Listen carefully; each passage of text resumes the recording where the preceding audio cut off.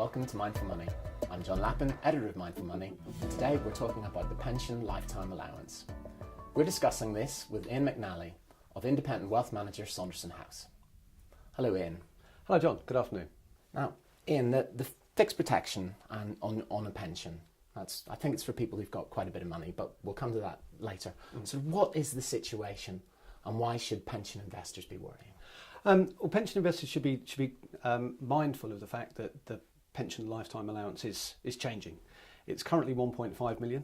It has been 1.8 million, and the government have put in legislation which starts from the 6th of April this year, so that's 6th of April 2014, to reduce that lifetime allowance to 1.25 million. So anybody with a pension fund approaching that figure, and the approaching bit is quite a wide thing to think about, should be mindful of that figure and at least take some actions or consider taking some actions. Okay, so is it a no-brainer to fix if you're near this lifetime limit then? The no-brainer bit is, yes, if you're close, again, it's about taking advice and considering what to do. The 1.25 million limit certainly means that there is a potential for more and more people, more and more pension investors to pay the lifetime allowance tax surcharge, which is 55%, on the excess of their fund above 1.25 million from 6th of April 2015. So, and clearly with that allowance coming down from 1.5 million, that's another £250,000 of fund that people could be paying tax at 55% on. How close do you need to get? And I suppose that's where you said, is it a no-brainer?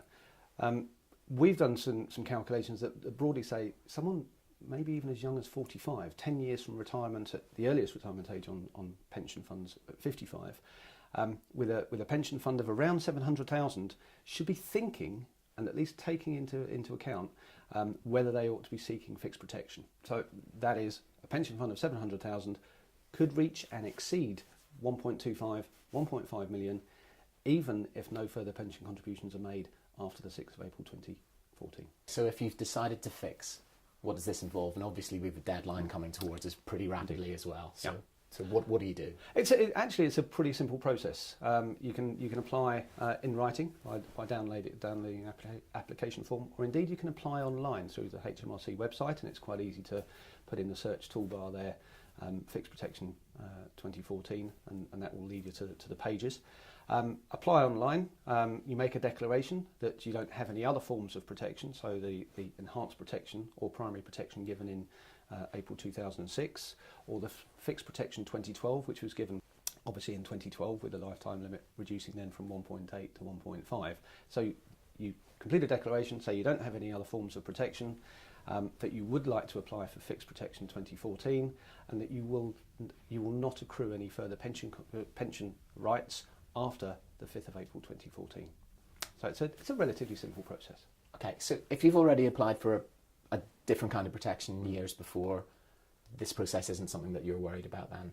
Correct. So if you have enhanced protection, if you have primary protection, and if you have Fixed Protection 2012, all of those usually with significantly higher limits of protection, you don't need to be concerned with Fixed Protection 2014. Are there situations where you might not fix? Yes, certainly. There are certainly situations where individuals who might be receiving employer contributions might do some calculations and choose that the value of their employer contributions is such that they might not want to give them up in order to seek fixed protection. A particular example that I might give is a client I saw the other day who's age 62 and so therefore can take benefits. Has a pension fund in excess of £1 million, it's actually at 1.2 million, and that individual is receiving significant contributions from their employer.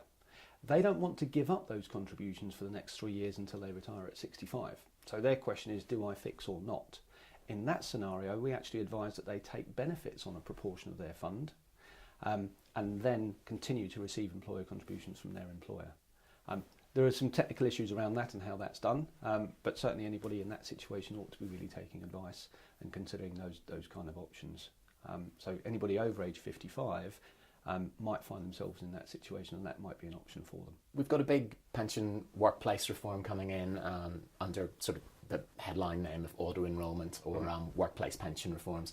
Now, people are being enrolled automatically by their employer. Is there a situation where you might fix and then you're auto-enrolled and you receive a contribution, and that contribution is effectively busting the fix that you've arranged already? Is that a possibility? And if it is, what happens then? Absolutely. People really do need to watch out for it though, because it's quite easy sometimes to miss the fact that you've been auto-enrolled. Particularly busy executives and senior employees don't always look at their paperwork straight away, don't always look at their paychecks, and need to be very much on top of that. Individuals need to be mindful of that little trap, and their advisors also ought to be just checking and balancing with them that their clients are not being auto-enrolled, or if they are, they're opting out within a suitable time frame. So in general terms, if you're not quite sure what's happening or what you should be doing, what would you say people should do? People should absolutely take advice. Should go and speak to their independent financial advisor, preferably a corporate chartered financial advisory firm. Speak to a chartered financial planner and get advice from qualified people. Thank you, Ian, for talking to Mindful Money today. You're welcome.